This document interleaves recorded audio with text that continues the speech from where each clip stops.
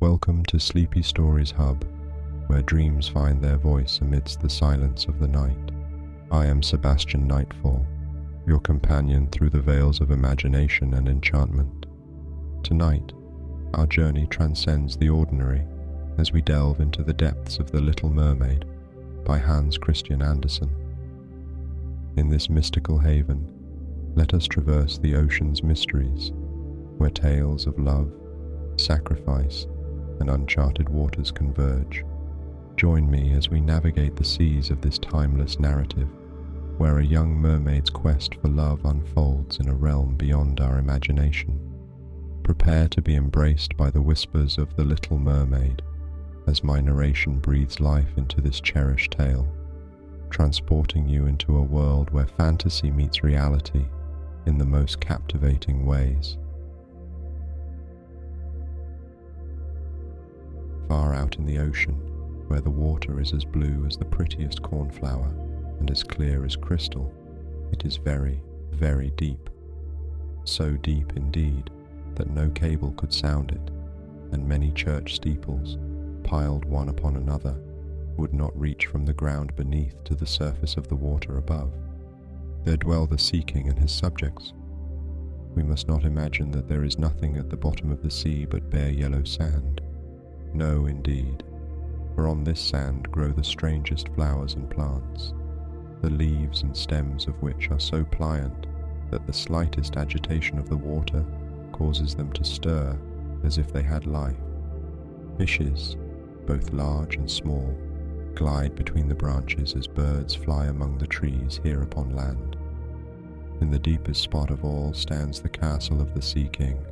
Its walls are built of coral, and the long Gothic windows are of the clearest amber. The roof is formed of shells that open and close as the water flows over them. Their appearance is very beautiful, for in each lies a glittering pearl which would be fit for the diadem of a queen. The Sea King had been a widower for many years, and his aged mother kept house for him. She was a very sensible woman, but exceedingly proud of her high birth, and on that account wore 12 oysters on her tail, while others of high rank were only allowed to wear 6. She was, however, deserving of very great praise, especially for her care of the little sea princesses, her 6 granddaughters. They were beautiful children, but the youngest was the prettiest of them all. Her skin was as clear and delicate as a rose leaf, and her eyes as blue as the deepest sea. But like all the others, she had no feet, and her body ended in a fish's tail. All day long they played in the great halls of the castle or among the living flowers that grew out of the walls. The large amber windows were open, and the fish swam in, just as the swallows fly into our houses when we open the windows. Only the fishes swam up to the princesses, ate out of their hands, and allowed themselves to be stroked. Outside the castle there was a beautiful garden, in which grew bright red and dark blue flowers, and blossoms like flames of fire. The fruit glittered like gold, and the leaves and stems waved to and fro continually. The earth itself was the finest sand, but blue as the flame of burning sulphur. Over everything lay a peculiar blue radiance, as if the blue sky were everywhere, above and below, instead of the dark depths of the sea. In calm weather, the sun could be seen, looking like a reddish-purple flower with light streaming from the calyx. Each of the young princesses had a little plot of ground in the garden, where she might dig and plant as she pleased. One arranged her flower bed in the form of a whale, another preferred to make hers like the figure of a little mermaid, while the youngest child made hers round, like the sun, and in it grew flowers as red as his rays at sunset. She was a strange child, quiet and thoughtful, while her sisters showed delight at the wonderful things which they obtained from the wrecks of vessels. She cared only for her pretty flowers, red like the sun, and a beautiful marble statue. It was the representation of a handsome boy, carved out of pure white stone, which had fallen to the bottom of the sea from a wreck. She planted by the statue a rose-coloured weeping willow, It grew rapidly and soon hung its fresh branches over the statue, almost down to the blue sands.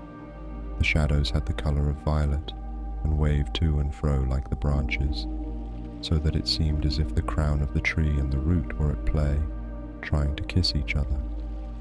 Nothing gave her so much pleasure as to hear about the world above the sea.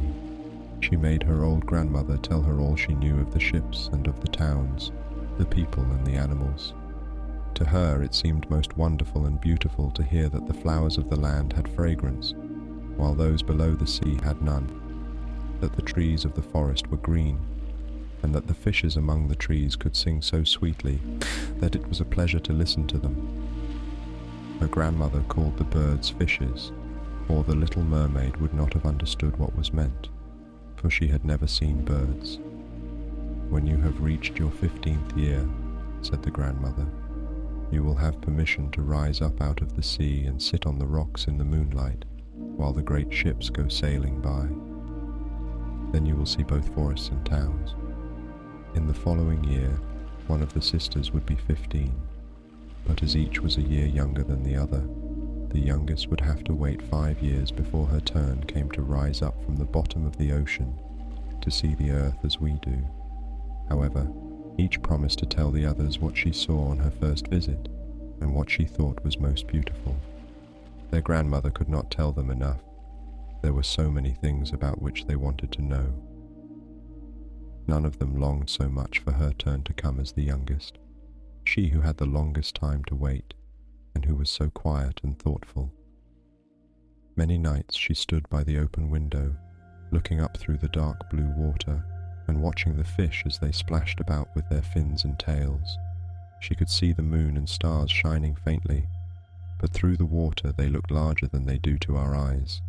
When something like a black cloud passed between her and them, she knew that it was either a whale swimming over her head or a ship full of human beings who never imagined that a pretty little mermaid was standing beneath them, holding out her white hands towards the keel of their ship.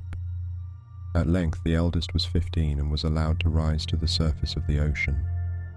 When she returned, she had hundreds of things to talk about, but the finest thing, she said, was to lie on a sandbank in the quiet moonlit sea, near the shore, gazing at the lights of the nearby town that twinkled like hundreds of stars, and listening to the sounds of music, the noise of carriages, the voices of human beings, and the merry pealing of the bells in the church steeples.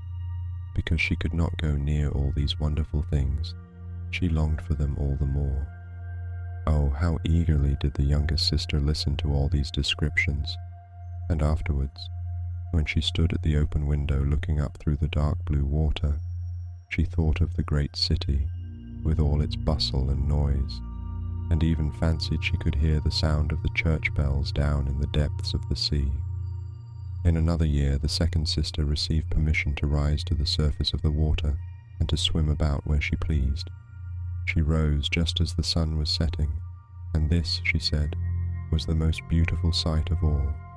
The whole sky looked like gold, and violet and rose-colored clouds, which she could not describe, drifted across it, and more swiftly than the clouds, flew a large flock of wild swans toward the setting sun, like a long white veil across the sea. She also swam towards the sun, but it sank into the waves, and the rosy tints faded from the clouds and from the sea. The third sister's turn followed, and she was the boldest of them all, for she swam up a broad river that emptied into the sea. On the banks she saw green hills covered with beautiful vines, and palaces and castles peeping out from amid the proud trees of the forest. She heard birds singing and felt the rays of the sun so strongly that she was obliged often to dive under the water to cool her burning face. In a narrow creek she found a large group of little human children, almost naked, sporting about in the water. She wanted to play with them, but they fled in a great fright. And then a little black animal, it was a dog, but she did not know it, for she had never seen one before, came to the water and barked at her so furiously that she became frightened and rushed back to the open sea. But she said she should never forget the beautiful forest, the green hills, and the pretty children who could swim in the water, although they had no tails. The fourth sister was more timid.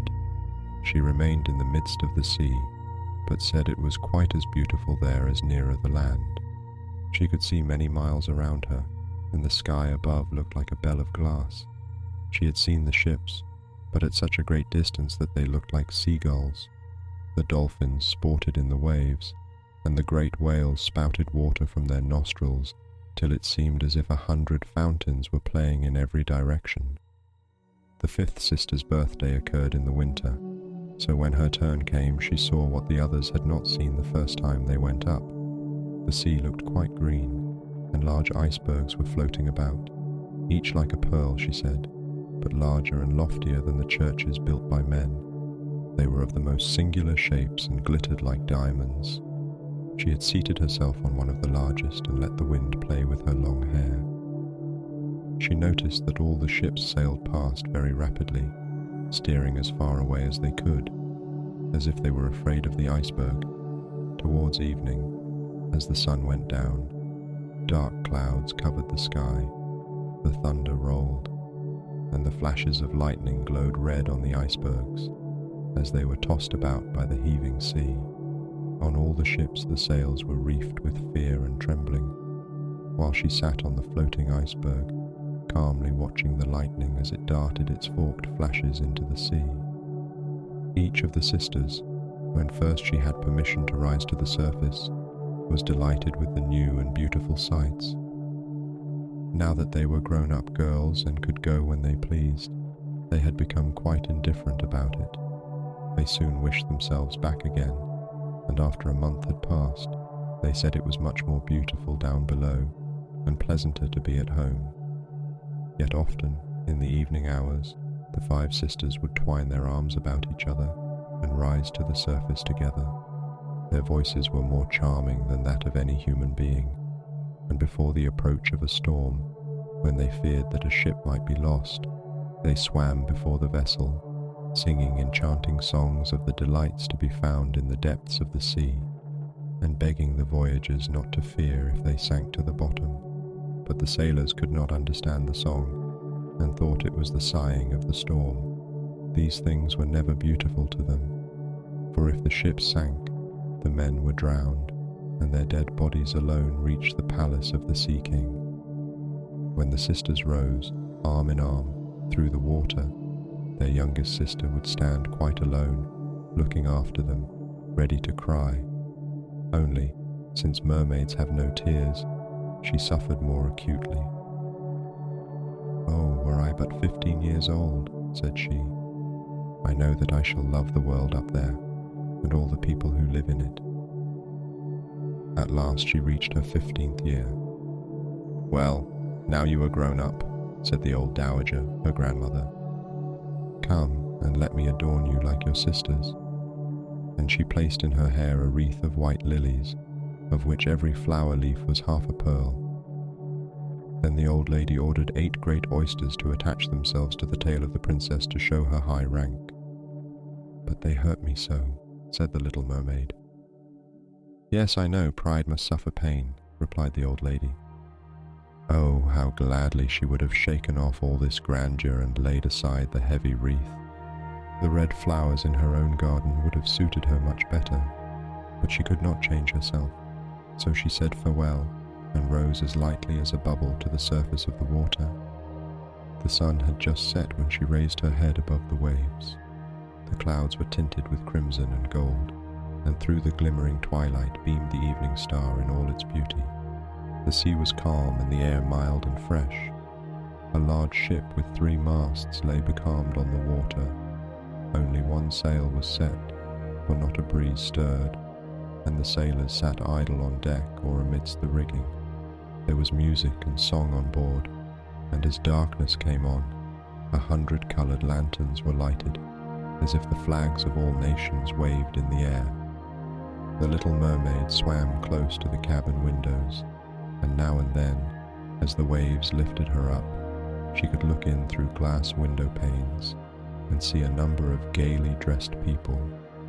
Among them, and the most beautiful of all, was a young prince with large black eyes.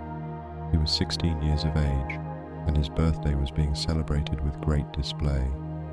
The sailors were dancing on deck, and when the prince came out of the cabin, more than 100 rockets rose in the air, making it as bright as day. The little mermaid was so startled that she dived underwater, and when she again stretched out her head, it looked as if all the stars of heaven were falling around her. She had never seen such fireworks before. Great suns spurted fire about, splendid fireflies flew into the blue air, and everything was reflected in the clear, calm sea beneath. The ship itself was so brightly illuminated that all the people and even the smallest rope could be distinctly seen. How handsome the young prince looked as he pressed the hands of all his guests and smiled at them, while the music resounded through the clear night air. It was very late, yet the little mermaid could not take her eyes from the ship or from the beautiful prince. The colored lanterns had been extinguished, no more rockets rose in the air, and the cannon had ceased firing. But the sea became restless, and a moaning, grumbling sound could be heard beneath the waves. Still the little mermaid remained by the cabin window, rocking up and down on the water so that she could look within. After a while the sails were quickly set, and the ship went on her way. But soon the waves rose higher, heavy clouds darkened the sky, and lightning appeared in the distance. A dreadful storm was approaching. Once more the sails were furled, and the great ship pursued her flying course over the raging sea. The waves rose mountain high, as if they would overtop the mast, but the ship dived like a swan between them, then rose again on their lofty foaming crests. To the little mermaid this was pleasant sport, but not so to the sailors. At length the ship groaned and creaked. The thick planks gave way under the lashing of the sea as the waves broke over the deck. The mainmast snapped asunder like a reed, and as the ship lay over on her side, the water rushed in. The little mermaid now perceived that the crew were in danger. Even she was obliged to be careful, to avoid the beams and planks of the wreck which lay scattered on the water.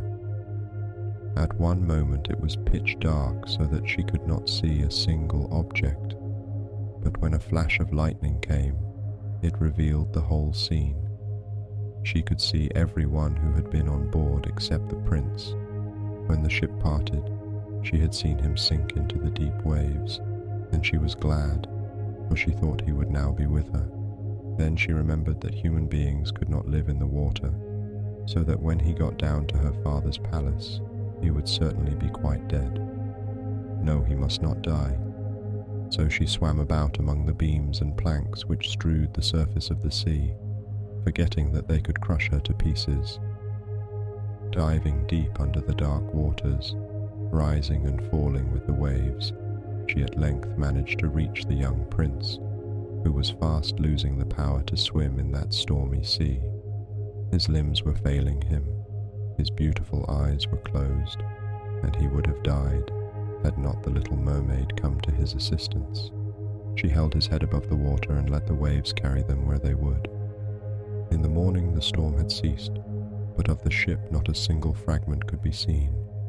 The sun came up red and shining out of the water, and its beams brought back the hue of health to the prince's cheeks, but his eyes remained closed. The mermaid kissed his high, smooth forehead and stroked back his wet hair. He seemed to her like the marble statue in her little garden, so she kissed him again and wished that he might live. Presently they came in sight of land, and she saw lofty blue mountains on which the white snow rested, as if a flock of swans were lying upon them. Beautiful green forests were near the shore, and close by stood a large building, whether a church or a convent she could not tell. Orange and citron trees grew in the garden, and before the door stood lofty palms. The sea here formed a little bay, in which the water lay quiet and still, but very deep. She swam with the handsome prince to the beach, which was covered with fine white sand, and there she laid him in the warm sunshine, taking care to raise his head higher than his body. Then bells sounded in the large white building, and some young girls came into the garden. The little mermaid swam out farther from the shore and hid herself among some high rocks that rose out of the water. Covering her head and neck with the foam of the sea, she watched there to see what would become of the poor prince. It was not long before she saw a young girl approach the spot where the prince lay. She seemed frightened at first, but only for a moment. Then she brought a number of people, and the mermaid saw that the prince came to life again and smiled upon those who stood about him. But to her he sent no smile. He knew not that she had saved him. This made her very sorrowful, and when he was led away into the great building, she dived down into the water and returned to her father's castle. She had always been silent and thoughtful, and now she was more so than ever.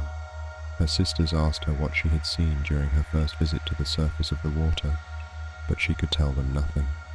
Many an evening and morning did she rise to the place where she had left the prince. She saw the fruits in the garden ripen and watched them gathered. She watched the snow on the mountain tops melt away, but never did she see the prince, and therefore she always returned home more sorrowful than before. It was her only comfort to sit in her own little garden and fling her arm around the beautiful marble statue which was like the prince. She gave up tending her flowers, and they grew in wild confusion over the paths, twining their long leaves and stems round the branches of the trees, so that the whole place became dark and gloomy. At length she could bear it no longer, and told one of her sisters all about it. Then the others heard the secret, and very soon it became known to several mermaids, one of whom had an intimate friend who happened to know about the prince. She had also seen the festival on board ship, and she told them where the prince came from, and where his palace stood. "Come, little sister," said the other princesses. Then they entwined their arms and rose together to the surface of the water, near the spot where they knew the prince's palace stood. It was built of bright yellow, shining stone, and had long flights of marble steps, one of which reached quite down to the sea. Splendid gilded cupolas rose over the roof, and between the pillars that surrounded the whole building stood lifelike statues of marble. Through the clear crystal of the lofty windows could be seen noble rooms, with costly silk curtains and hangings of tapestry, and walls covered with beautiful paintings. In the center of the largest salon, a fountain threw its sparkling jets high up into the glass cupola of the ceiling, through which the sun shone in upon the water and upon the beautiful plants that grew in the basin of the fountain. Now that the little mermaid knew where the prince lived, she spent many an evening and many a night on the water near the palace.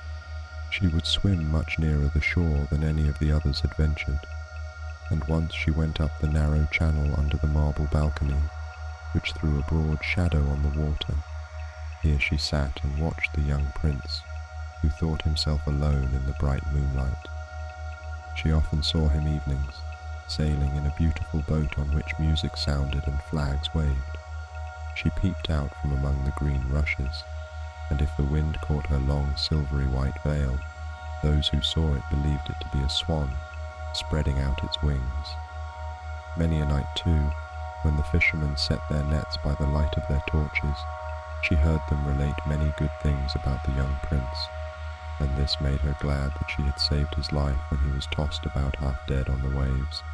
She remembered how his head had rested on her bosom, and how heartily she had kissed him, but he knew nothing of all this, and could not even dream of her.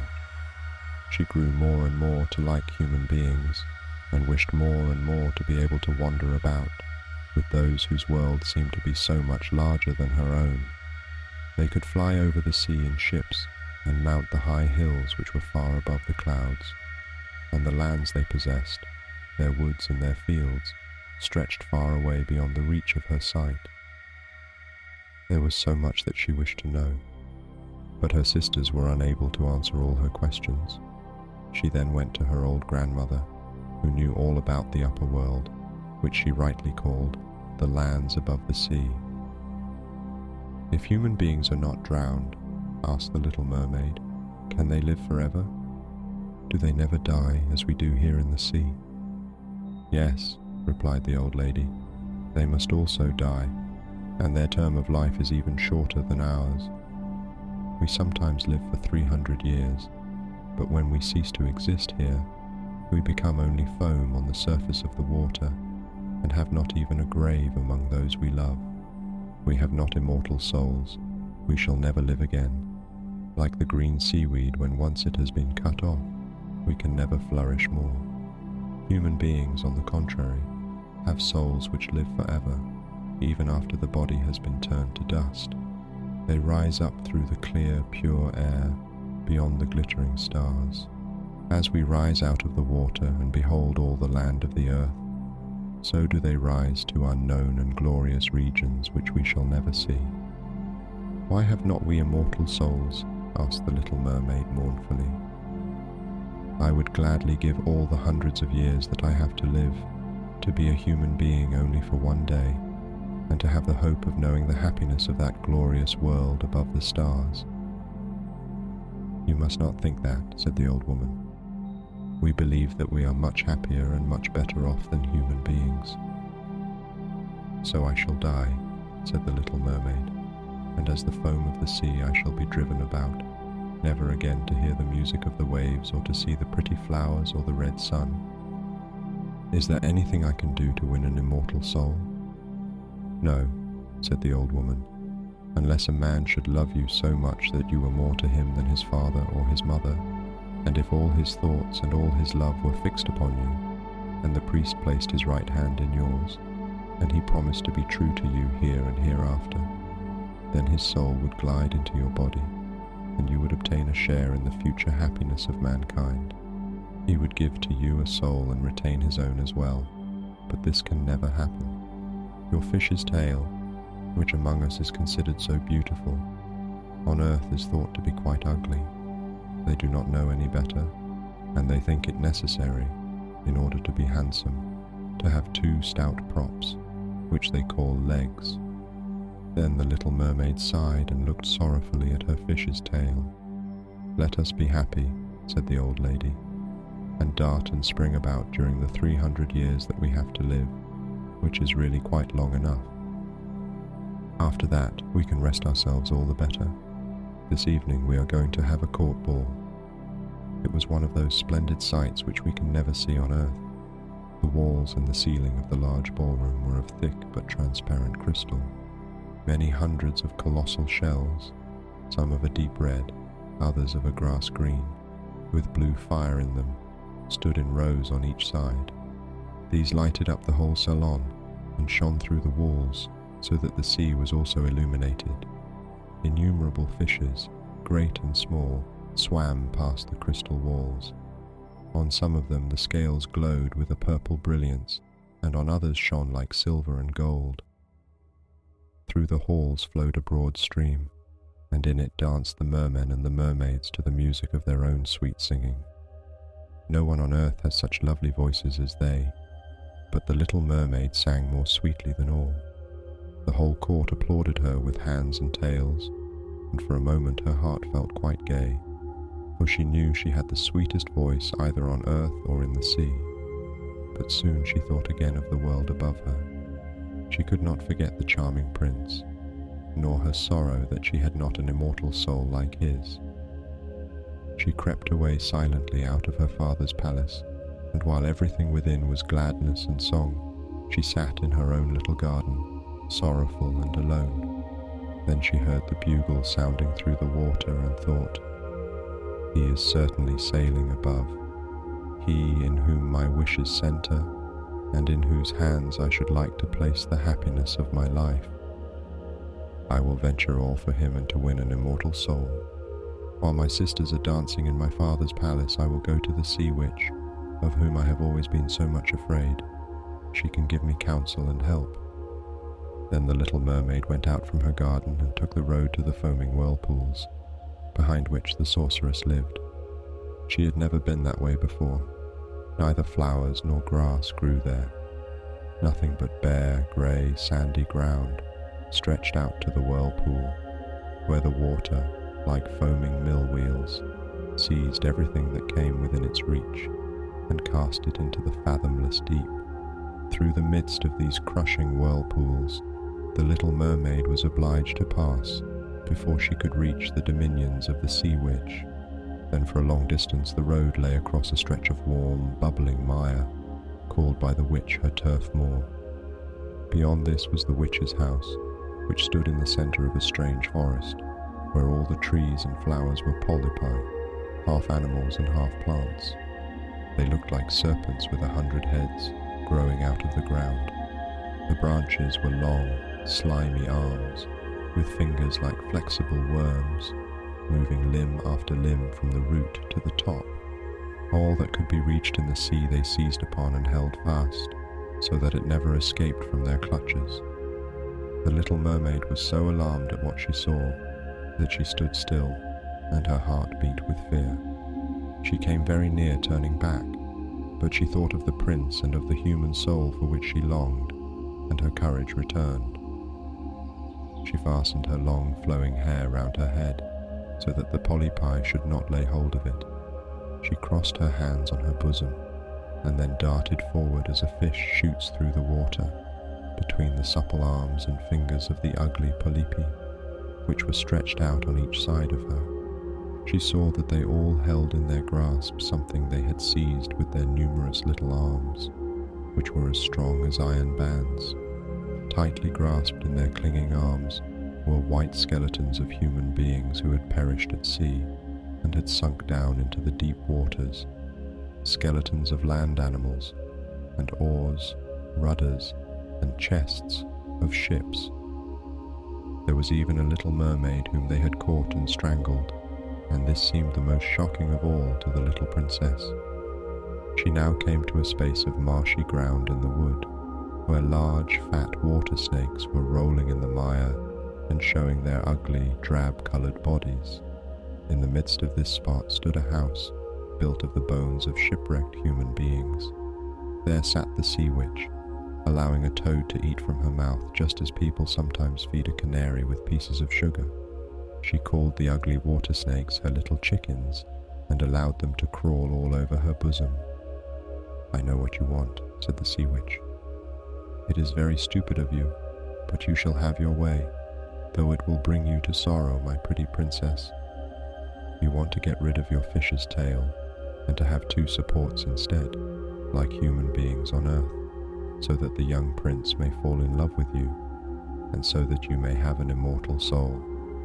And then the witch laughed so loud and so disgustingly that the toad and the snakes fell to the ground and lay there, wriggling. "You are but just in time," said the witch, "for after sunrise tomorrow I should not be able to help you till the end of another year. I will prepare a draught for you, with which you must swim to land tomorrow before sunrise. Seat yourself there and drink it.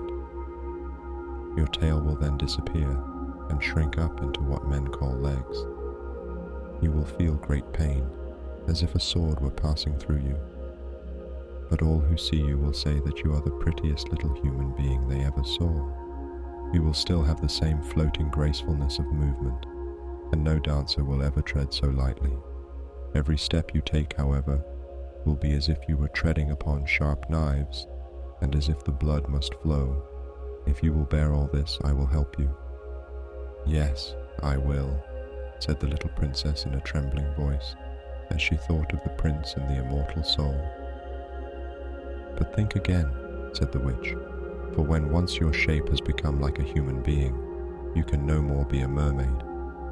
You will never return through the water to your sisters or to your father's palace again, and if you do not win the love of the prince, so that he is willing to forget his father and mother for your sake, and to love you with his whole soul, and allow the priest to join your hands that you may be man and wife, then you will never have an immortal soul. The first morning after he marries another, your heart will break, and you will become foam on the crest of the waves. I will do it," said the little mermaid, and she became pale as death. "But I must be paid also," said the witch, "and it is not a trifle that I ask. You have the sweetest voice of any who dwell here in the depths of the sea, and you believe that you will be able to charm the prince with it.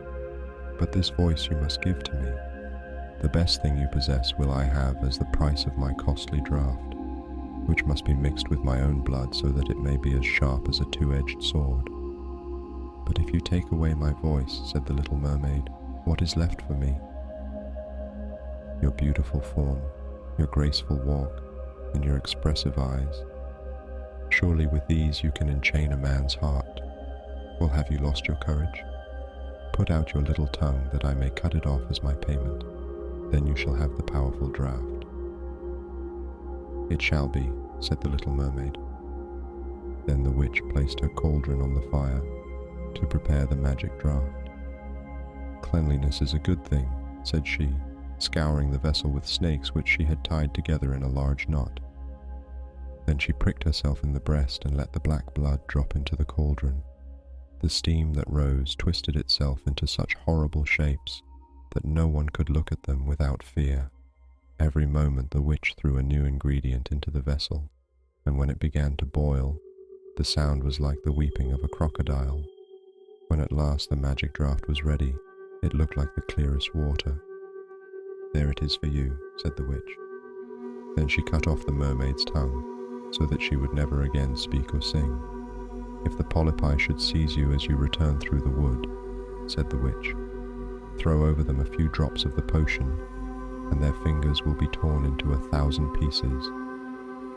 But the little mermaid had no occasion to do this, for the polypi sprang back in terror when they caught sight of the glittering draught, which shone in her hand like a twinkling star. So she passed quickly through the wood and the marsh and between the rushing whirlpools. She saw that in her father's palace the torches in the ballroom were extinguished, and that all within were asleep. But she did not venture to go into them, for now that she was dumb and going to leave them forever, she felt as if her heart would break. She stole into the garden, took a flower from the flower bed of each of her sisters, kissed her hand towards the palace 1,000 times, and then rose up through the dark blue waters. The sun had not risen when she came in sight of the prince's palace, and approached the beautiful marble steps, but the moon shone clear and bright. Then the little mermaid drank the magic draught, and it seemed as if a two-edged sword went through her delicate body. She fell into a swoon and lay like one dead.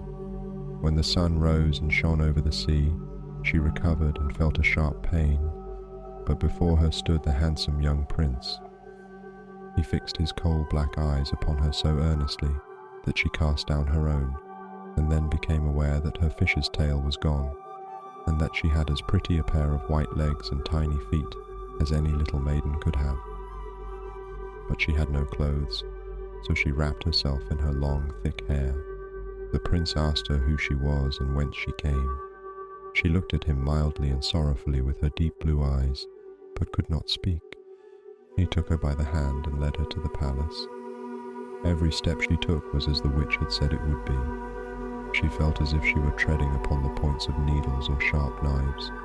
She bore it willingly, however, and moved at the prince's side as lightly as a bubble, so that he and all who saw her wondered at her graceful, swaying movements.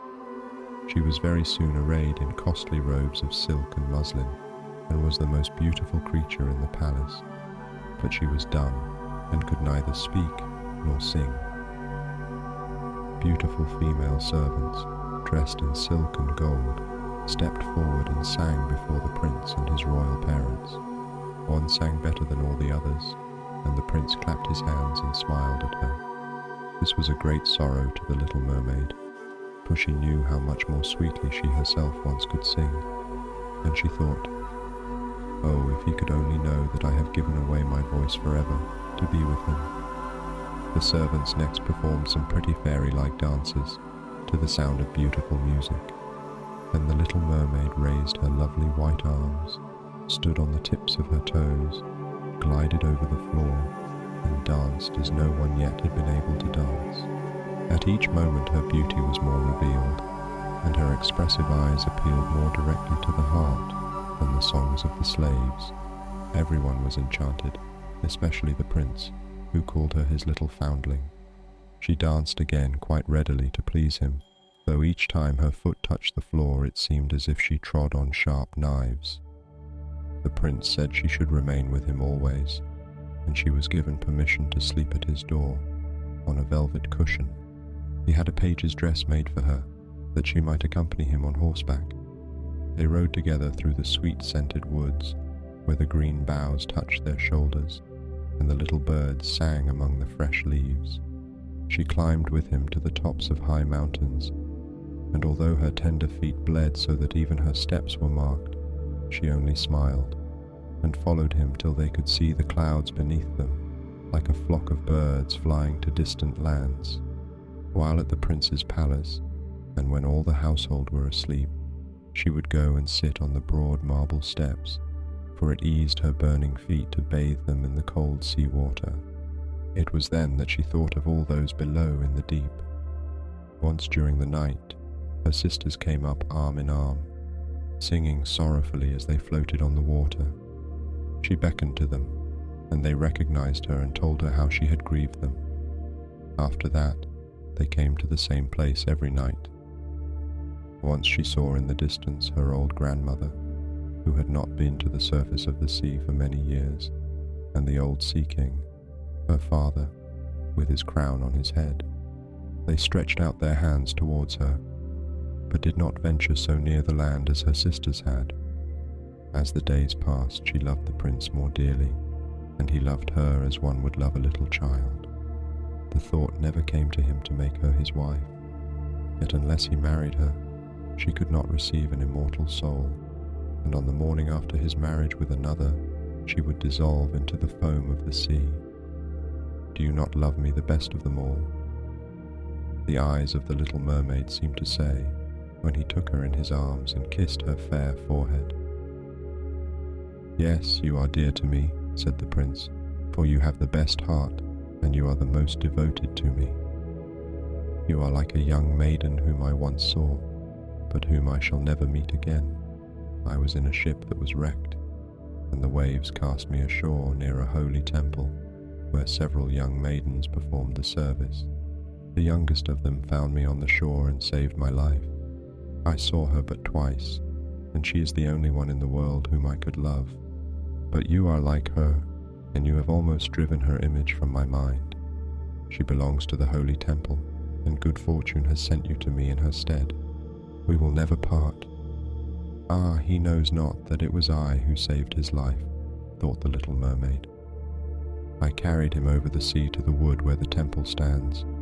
I sat beneath the foam and watched till the human beings came to help him. I saw the pretty maiden that he loves better than he loves me.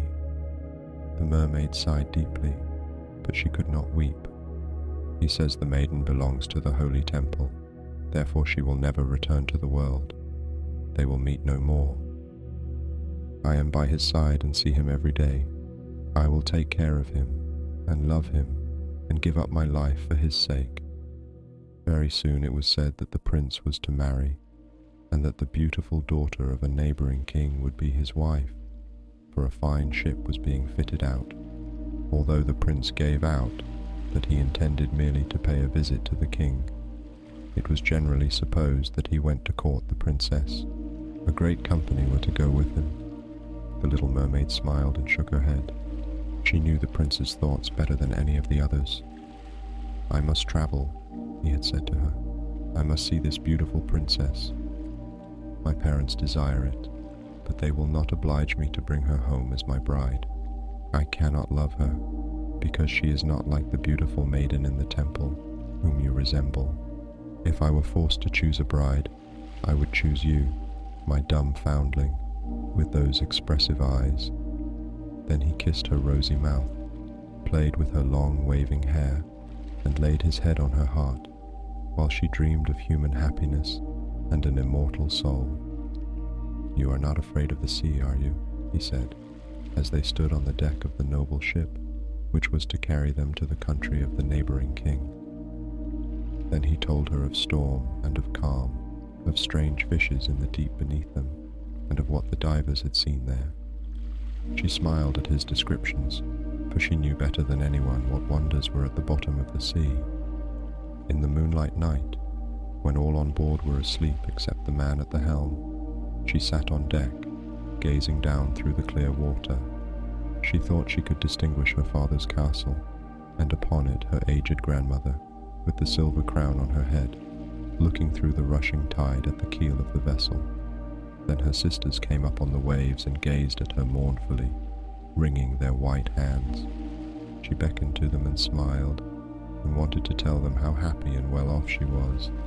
But the cabin boy approached, and when her sisters dived down, he thought what he saw was only the foam of the sea. The next morning the ship sailed into the harbour of a beautiful town belonging to the king whom the prince was going to visit.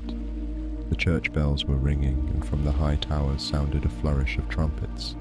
Soldiers, with flying colours and glittering bayonets, lined the roads through which they passed. Every day was a festival, balls and entertainments following one another. But the princess had not yet appeared. People said that she had been brought up and educated in a religious house where she was learning every royal virtue. At last she came. Then the Little Mermaid, who was anxious to see whether she was really beautiful, was obliged to admit that she had never seen a more perfect vision of beauty. Her skin was delicately fair, and beneath her long dark eyelashes her laughing blue eyes shone with truth and purity. "It was you," said the prince, "who saved my life when I lay as if dead on the beach," and he folded his blushing bride in his arms. "Oh, I am too happy," said he to the Little Mermaid. "My fondest hopes are now fulfilled. You will rejoice at my happiness, for your devotion to me is great and sincere." The Little Mermaid kissed his hand and felt as if her heart were already broken. His wedding morning would bring death to her, and she would change into the foam of the sea. All the church bells rang, and the heralds rode through the town proclaiming the betrothal. Perfumed oil was burned in costly silver lamps on every altar. The priests waved the censers, while the bride and the bridegroom joined their hands and received the blessing of the bishop. The Little Mermaid, dressed in silk and gold, held up the bride's train, but her ears heard nothing of the festive music, and her eyes saw not the holy ceremony. She thought of the night of death which was coming to her, and of all she had lost in the world. On the same evening the bride and bridegroom went on board the ship. Cannons were roaring, flags waving, and in the centre of the ship a costly tent of purple and gold had been erected. It contained elegant sleeping couches for the bridal pair during the night. The ship, under a favourable wind, with swelling sails, glided away smoothly and lightly over the calm sea. When it grew dark, a number of coloured lamps were lighted, and the sailors danced merrily on the deck. The Little Mermaid could not help thinking of her first rising out of the sea, when she had seen similar joyful festivities, so she too joined in the dance, poised herself in the air as a swallow when he pursues his prey, and all present cheered her wonderingly. She had never danced so gracefully before. Her tender feet felt as if cut with sharp knives, but she cared not for the pain. A sharper pang had pierced her heart. She knew this was the last evening she should ever see the prince for whom she had forsaken her kindred and her home.